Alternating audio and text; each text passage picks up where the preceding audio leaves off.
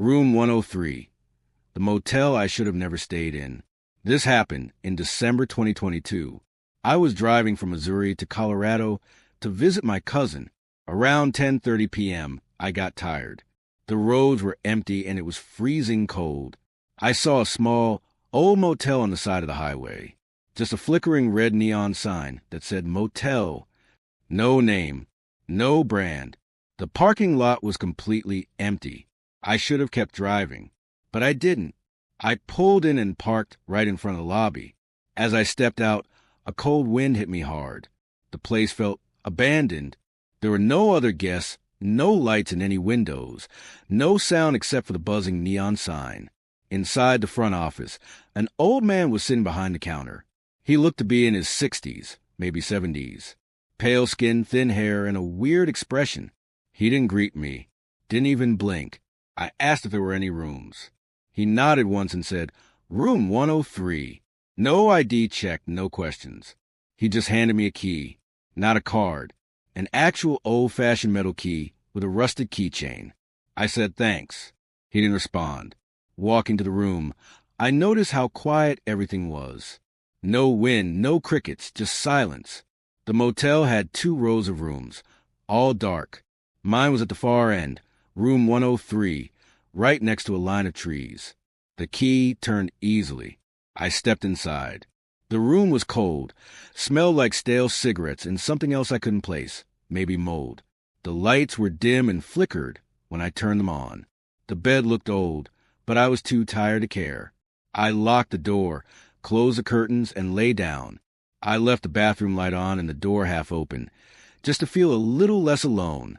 I should have kept the main lights on too. Around 2:30 a.m., I woke up suddenly. It wasn't a sound that woke me. It was silence, complete, unnatural silence. Like everything outside the walls had stopped. Then I heard something. A knock. 3 soft knocks, coming from the closet. Not the door, not the window. The closet. I stared at it for at least a full minute, heart pounding. I told myself maybe the heater made a sound, but I hadn't turned it on. The room was still freezing. Then the knob on the closet turned. Slowly. It turned, stopped, then turned the other way. I jumped up, grabbed my phone. No signal. Not even one bar. I didn't move. I didn't make a sound. The knob turned again. That's when I whispered loudly, "I'm calling the police." As soon as I said that, the knob stopped. I waited another minute, then walked slowly to the closet, holding my car keys in one hand like a weapon. I opened it in one quick motion. It was empty, just an old, musty smell. No one was inside. I felt a little stupid, honestly. I shut the closet and sat back on the bed, still shaking. I thought maybe my mind was playing tricks on me from being so tired. I left the lamp on this time and sat up for a while. I must have eventually fallen asleep sitting up. At around 4:45 a.m., I woke up again. Not to sound this time, to the feeling that someone was watching me. I looked at the foot of the bed. There was a figure standing there, not moving, just standing. A man, tall, wearing a jacket, face hidden in the shadow. I couldn't scream. My throat locked up. Then he whispered, "You weren't supposed to see me." And just like that, he was gone. I don't mean he walked out. I mean, in 1 second he was there, the next second, nothing. I turned on every single light in that room and stayed up until the sun started rising. At 7 a.m. sharp, I grabbed my bag and rushed out. As I passed the lobby, the old man was still there. Same expression, same position. I told him what I saw. He didn't react. He just said, "Room 103 has always been active." I asked what he meant. He said, "It's the only room no one ever stays in twice." I asked why he gave me that room then. He said, "You didn't ask for a different one." I stared at him. He stared back. I walked out without saying anything else. As I got in my car and drove away, I looked in the rearview mirror. Room 103's curtains were open now, but I had closed them. And for just a second, I saw someone looking through them. Someone who wasn't me. Someone who wasn't supposed to be there. I never went back. And I never will. If you ever see a nameless motel with a flickering red sign and an empty parking lot, keep driving, because some rooms are never really empty. I was 26 years old when I started working long-haul delivery routes, mostly between Nevada and Arizona. It wasn't a glamorous job, but it paid well, and I liked the quiet of the open road. That summer, I was assigned to cover night runs, less traffic, fewer interruptions. But it also meant stopping at odd places when I got tired. One Thursday night, after a long drive to the desert, I pulled into a tiny town that barely showed up on Google Maps. The sun had set an hour ago, and I was exhausted. My GPS had stopped updating a few miles back, but I saw a lit neon sign that read, "Sundown Motel Vacancy." It was the only light for miles. The parking lot was empty, except for one black pickup truck parked near the entrance. I walked into the reception area. It was small, smelled faintly of bleach, and the lights flickered every few seconds. A man in his 60s sat behind the desk, wearing a red plaid shirt and staring at a small TV playing static. He didn't look up when I came in. "Hey, I need a room," I said. He finally glanced at me, then grabbed a key from a board behind him. He handed it over without asking for ID. "Room 9, he said in a low, hoarse voice. "Keep the curtains shut." I paused. Sorry, he didn't repeat himself. Tired, and not in the mood to question anything. I thanked him and walked out. Room 9 was around the corner, facing the back of the motel, near a patch of dead trees. As I approached, I noticed something strange. The curtains were already drawn tightly shut, even though the room was supposed to be unoccupied. I unlocked the door. The air was cold, and the room smelled stale, like someone had been smoking in there a week ago and never aired it out. It had the basic setup. Single bed, desk, tiny TV, and a bathroom with flickering light. I sat on the edge of the bed and checked my phone. No signal. Figures. I tried turning on the TV, but it only showed snow. After a while, I gave up, got under the covers fully clothed, and closed my eyes. Tap. I opened my eyes. Tap, tap. It was coming from the window. I sat up, heart racing. It was pitch black except for the faint orange glow from the motel sign outside. I walked over and carefully pulled the curtain aside just enough to peek through. Nothing. Only my truck, parked where I left it. I let the curtain fall back into place and sat on the bed again. Tap, tap, tap. It came again, louder this time. I stood frozen.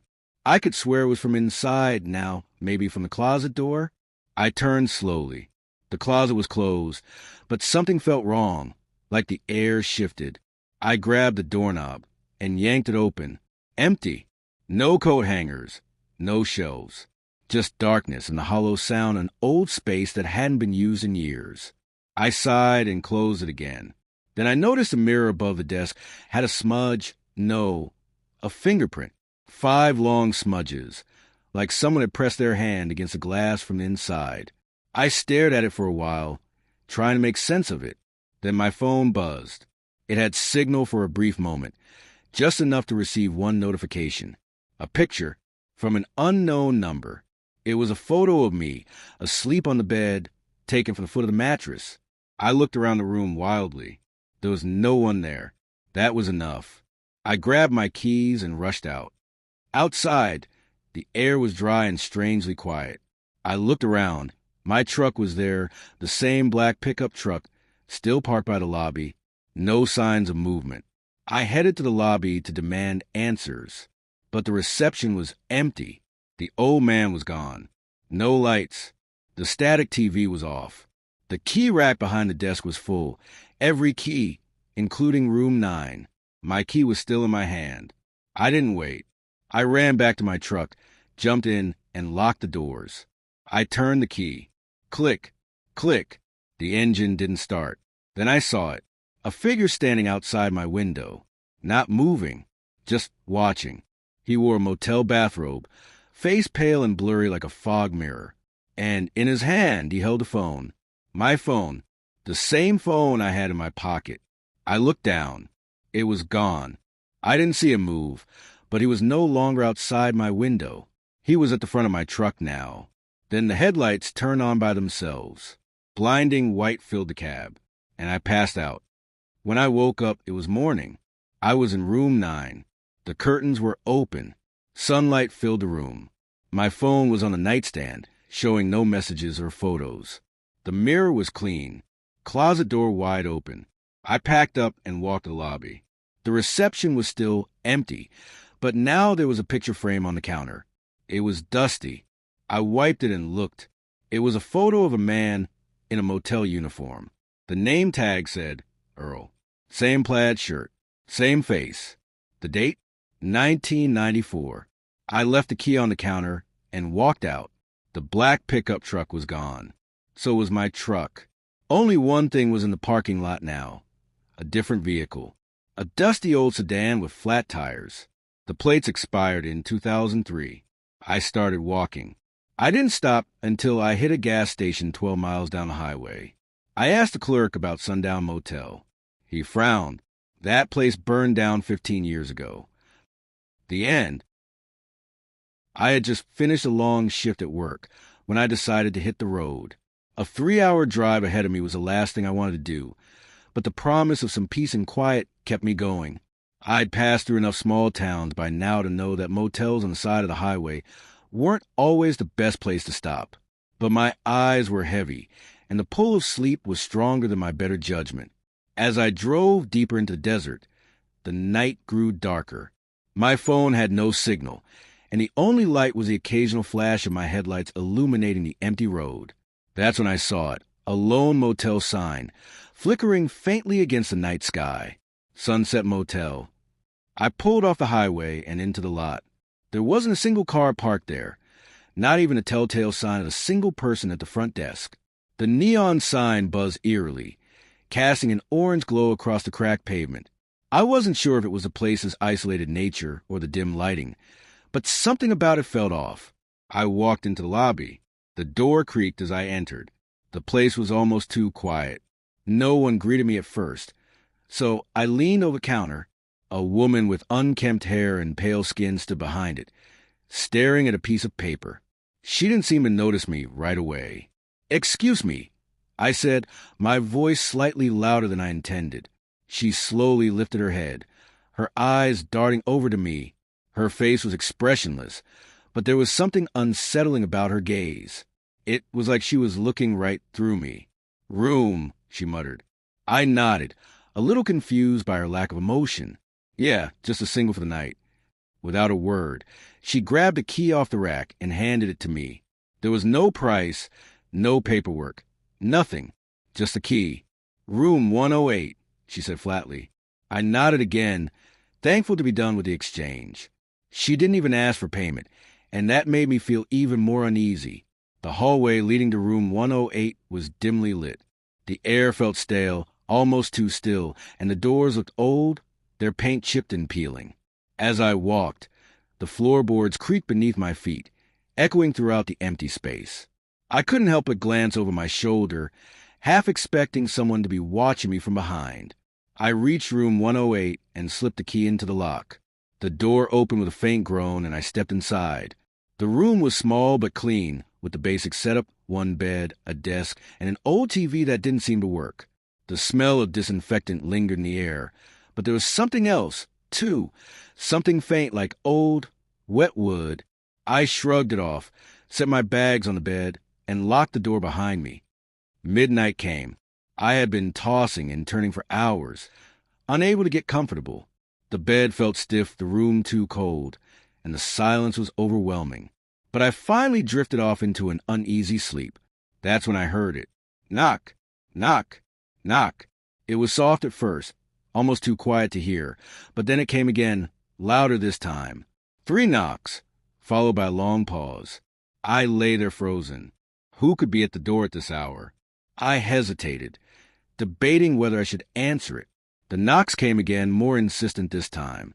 "Who's there?" I called out, my voice shaky. There was no answer, just silence. I waited for a moment, but the silence only grew more suffocating. I turned on the lamp next to the bed and stood up, feeling my heartbeat quicken. The air in the room felt colder now, almost like the temperature had dropped several degrees in an instant. I approached the door slowly, my hand hovering over the handle. Knock, knock, knock. It came again, harder this time. My hand gripped the handle. Who's out there? I asked again, louder this time, my voice trembling. Still, no answer. The silence after the knocks was deafening. I turned the lock, slowly opened the door just a crack, but no one was there. Confused and frustrated, I stepped back and closed the door, locking it behind me. I sat on the edge of the bed, trying to make sense of what had just happened. But then, something strange happened. I looked at the door again, and for a brief moment, I thought I saw a shadow just outside the crack where the door met the wall.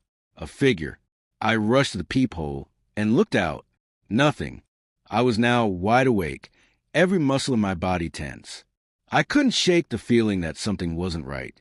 I turned off the lamp and lay back down, hoping to force myself to sleep, but the darkness seemed to be pressing in on me, suffocating me. I kept thinking about the knocks. I couldn't stop replaying them in my mind.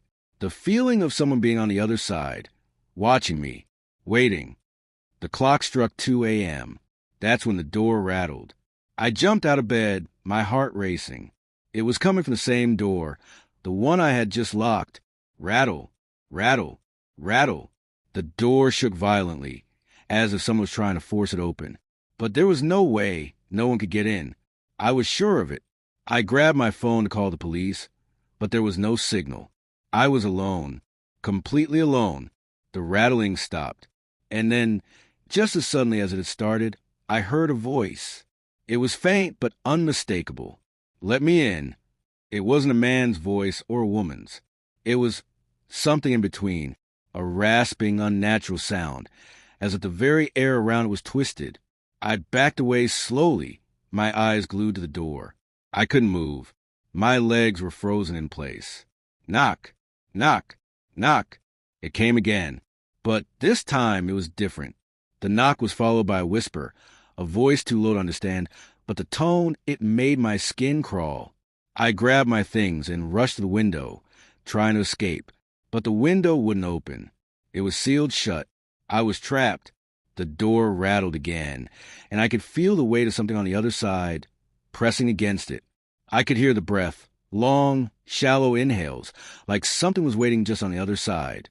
I pulled the bed in front of the door, as if it could protect me. I sat there, clutching my phone, staring at the door, waiting for the next sound, the next movement, the next whisper. At 3 a.m., the knocking stopped. Just like that. Silence. I couldn't take it anymore. I grabbed my bags and ran out of the room, through the lobby, and into the parking lot. My car was parked just a few spaces away. I didn't even bother to look back. As I started the engine and drove away, I caught a glimpse of something in my rearview mirror. A figure, standing at the entrance of room 108, watching me leave. And then, as quickly as it appeared, it was gone. When I reached the nearest town, I stopped at a gas station. I asked the attendant about the Sunset Motel. He looked at me, confused. That place has been abandoned for years. The end.